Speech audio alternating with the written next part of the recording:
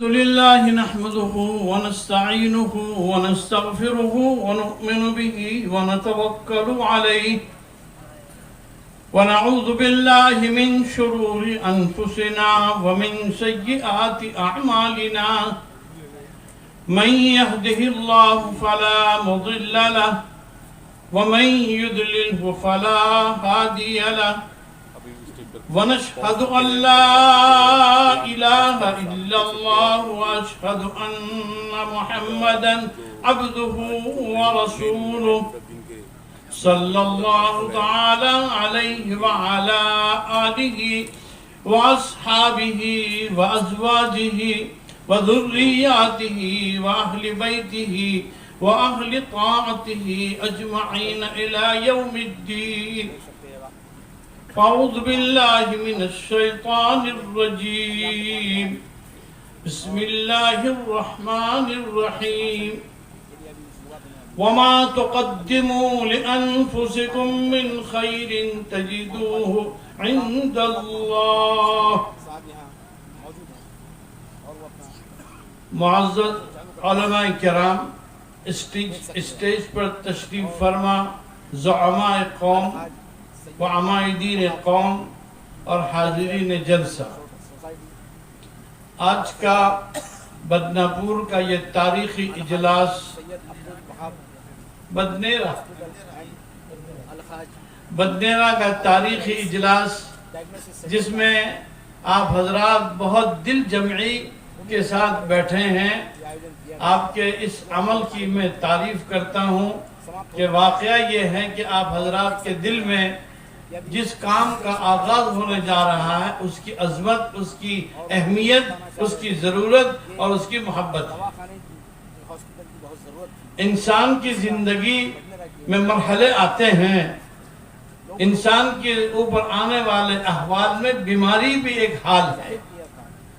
بیماری اور بیماری کے ساتھ اللہ نے لکل داء دواء، ہر بیماری کے لیے اللہ نے علاج بھی رکھا ہے، اور اس کے لیے بھی ایک جماعت اللہ نے پیدا کی ہے، وہ اطباء اور ڈاکٹروں کی جماعت ہے کہ جو ہر بیمار کے لیے دوا تجویز کرتی ہے اور بیمار کو دوا دیتے ہیں.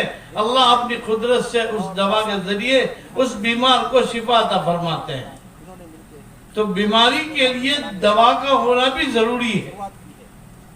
پچھلے دنوں نہ صرف اس ملک میں بلکہ دنیا کے چپے چپے میں کرونا جیسا مرض اور کرونا جیسی بیماری چلی کہ جس سے کئی سو نہیں، کئی ہزار نہیں، کئی لاکھوں لوگ اس دنیا کو چھوڑ کر اپنے رب کو جا ملے ہیں. ایسے حالات میں جیسے ہمارے MLA صاحب نے کہا کہ بھئی مسلمان جہاں بھی ہے وہ بیماری میں بھی اپنے ساتھیوں کو اور اپنے اڑوس پڑوس کے لوگوں کے ساتھ خدمت کا ایک جذبہ رکھا ہے، اور یہ رسول اللہ صلی اللہ علیہ وسلم کی تعلیمات ہے. حضور پاک علیہ السلام کا فرمان خیر الناس من ينفع الناس، لوگوں میں سب سے اچھا وہ آدمی ہے جو لوگوں کو نفع پہنچائے. قربان جائیے رسول اللہ صلی اللہ علیہ وسلم کی تعلیمات پر. میرے آقا نے یہ نہیں کہا کہ خیر الناس من ينفع المسلمین، کہ اچھا ہے وہ آدمی جو مسلمان کو نفع پہنچائے. نہیں، میرے آقا صلی اللہ علیہ وسلم رحمت للعالمین تھے. آپ صلی اللہ علیہ وسلم پوری کائنات کے لیے رحمت بنا کر بھیجے گئے تھے. قرآن نے آپ کے بارے میں ببانگ ڈول کہا وَمَا أَرْسَلْنَاكَ إِلَّا رَحْمَةً لِلْعَالَمِينَ، ہم نے نہیں بھیجا آپ کو مگر پوری کائنات کے لیے آپ کو رحمت بنا کر بھیجا.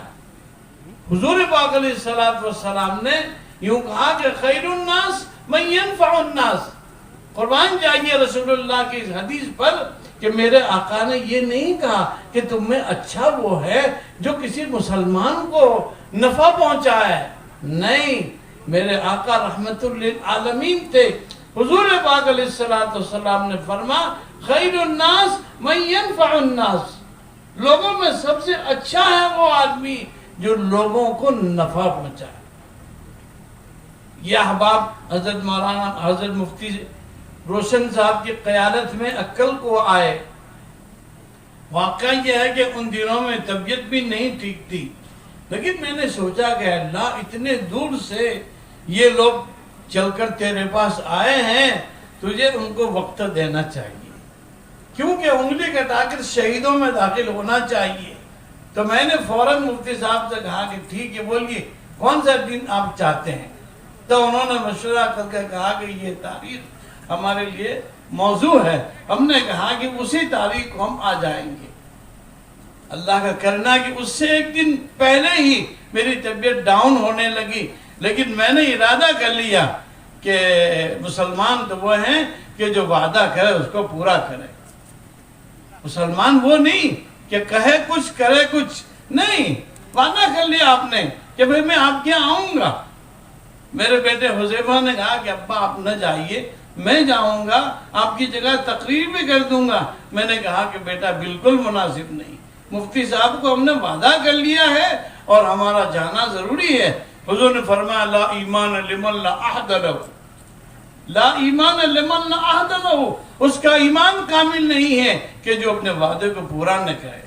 تو ایک سبق مجھے یہ ملا کہ نہیں جانا چاہیے، اور میں آیا. مفتی صاحب سے میں نے طے کر لیا کہ مجھے امباڑہ بھی جانا ہے. امباڑہ میں ایک بہت زمانہ پہلے ایک بڑا پروگرام ہو گیا تھا، لیکن مقدرات کی بات تھی، وہاں کوئی کام نہ ہو سکا. تو یہ جلسے والوں کی اخلاص کی برکت ہے کہ آج ہم وہاں گئے سیدھے چائے ناشتہ کر کر، اور وہاں اللہ نے ہمارے دل میں یہ بات ڈالی کہ بھائی اس علاقے کا اس کو تعلیمی مرکز بنانا ہے. تعلیمی مرکز کے اعتبار سے یعنی جامعہ وہاں پر فارمیسی کالج کرے گا، جامعہ وہاں پر BMS کالج کرے گا، اور جامعہ وہاں پر ITI کرے گا. اچھا، تو میرے ساتھ میرے سیکریٹری اخلاق تھے. میں نے ان کو بولا کہ بھائی ذرا مجھے فگر بتائیے کہ اس علاقے کے کتنے بچے آپ کی BUMS کالج میں ڈاکٹر بنے. تو انہوں نے فوراً اپنے سیکریٹری سے لسٹ منگا لی. کہا کہ BUMS جامعہ عقل قوا کی BUMS میڈیکل کالج سے اس علاقے کے 200 بچے ڈاکٹر بنے. 200 بچے الحمدللہ. اور ہم نے کہا کہ اللہ کا شکر ہے.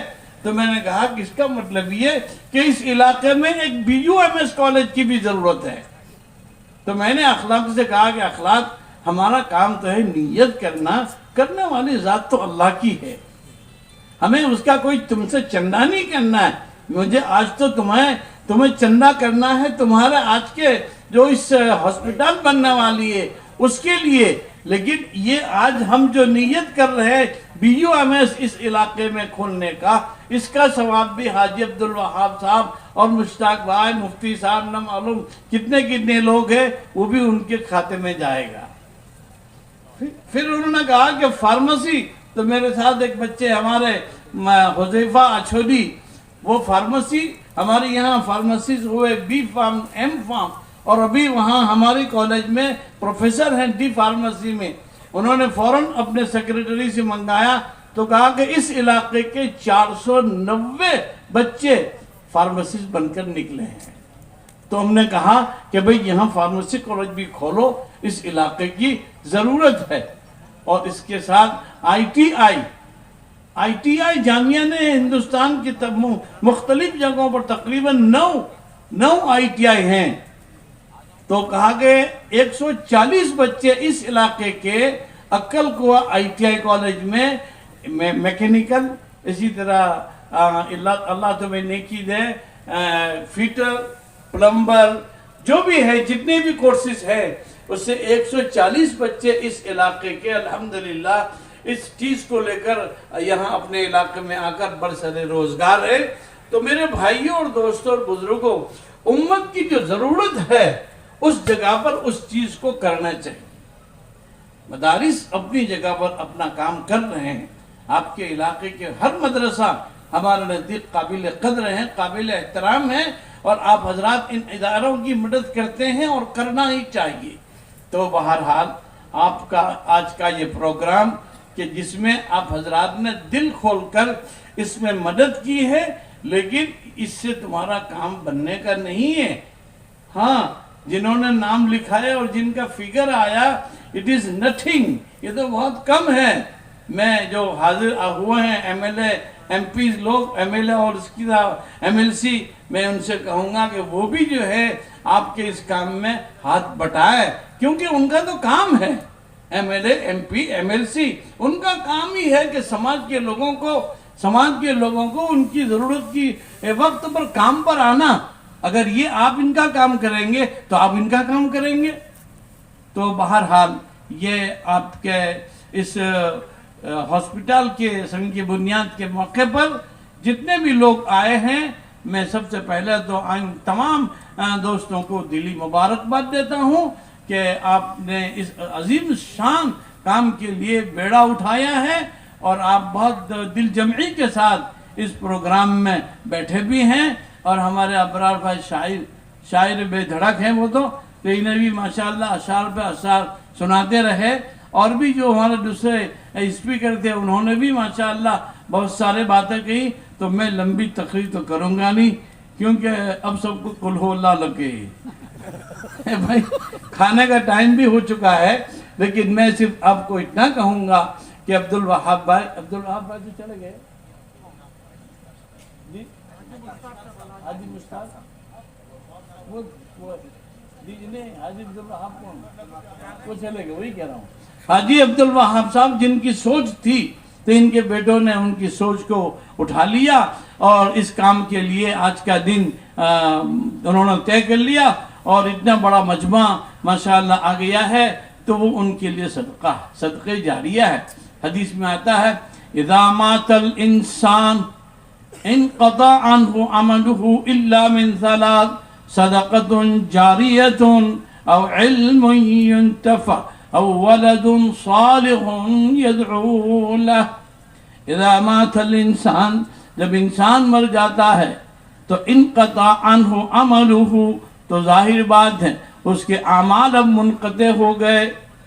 اذا مات الانسان انقطع عمله الا من ثلاث، لیکن تین چیزیں مرنے والے کو مرنے کے بعد بھی اس کا جو ہے ثواب اس کو چلتا رہتا ہے۔ صدقۃ جاریۃ، صدقہ جاریہ کسی نے کیا، کسی نے مسجد بنا دی، مدرسہ بنا دیا، مسافر خانہ بنا دیا، اور ہاسپٹل بنا دی۔ تو حاجی عبدالوہاب صاحب تو اس فکر کو لے کر چلے گئے، لیکن ان کے نیک بخت بیٹے مشتاق بھائی اور ان کے رفقا نے اس کام کا بیڑا اٹھایا، اور آج الحمدللہ آج ہم اس کی سنگ بنیاد کرنے جا رہے ہیں۔ تو حدیث میں آتا ہے کہ مرنے والا تو مر گیا، لیکن یہ ہاسپٹل بنے گی، عبدالوہاب بھائی اور جتنے لوگ اس میں شریک ہیں سب کے لیے صدقہ جاریہ، ہمارے مرنے کے بعد بھی آپ کا ثواب کا میٹر چلتا رہے گا، کہ جتنے مریض اس میں اچھے ہوتے رہیں گے، ہم بھلے مر جائیں گے لیکن یہ آپ کو ثواب اس کا ملتا رہے گا۔ لہذا آپ حضرات نے اس میں شرکت کر کر اپنے آپ کو صدقہ جاریہ میں شامل کر لیا ہے۔ اللہ تعالیٰ آپ حضرات کو دونوں جہان نے اس کا بہترین بدلہ عطا فرمائے۔ پھر میں نے یہاں آنے کے بعد ان لوگوں سے نہیں، اسی دن میں نے کہی تھی، مفتی صاحب کو پتا ہے کہ بھائی میں صرف ہاسپٹل کے لیے آپ کو نہیں کہتا، میں تو یہ کہتا ہوں کہ ہاسپٹل کا اصل دوسرا کام یہ ہے کہ اس کے ساتھ میڈیکل کالج بھی ہو جاوے۔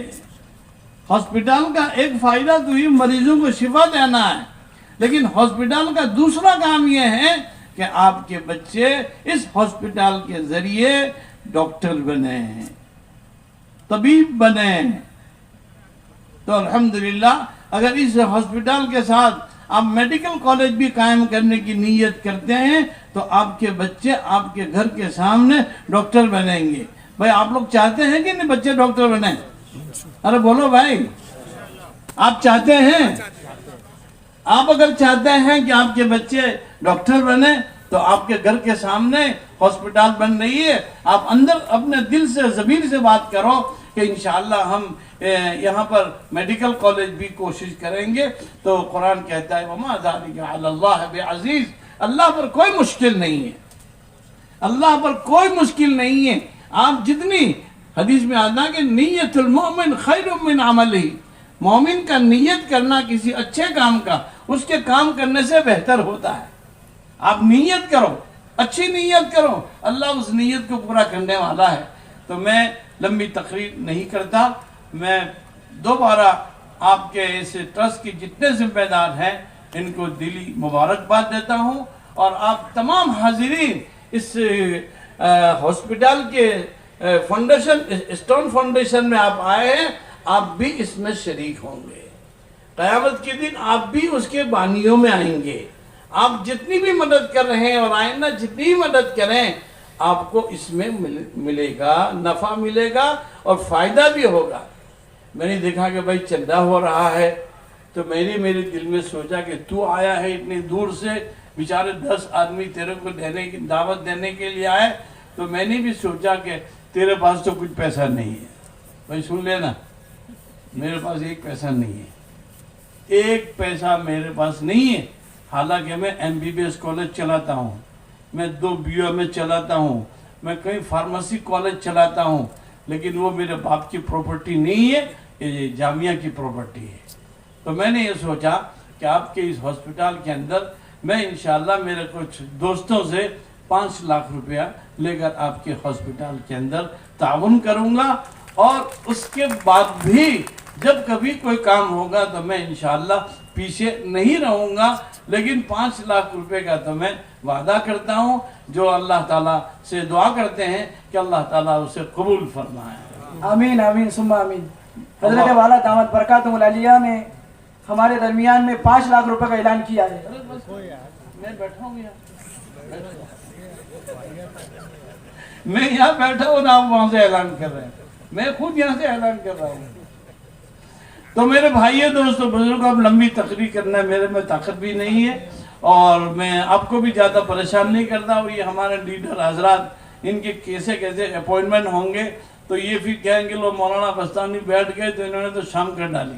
تو میں بھی ایسا جرم میں نہیں کروں گا. اب دعا کریں گے اللہ تعالی ہمارے جمع ہونے کو قبول فرما لے.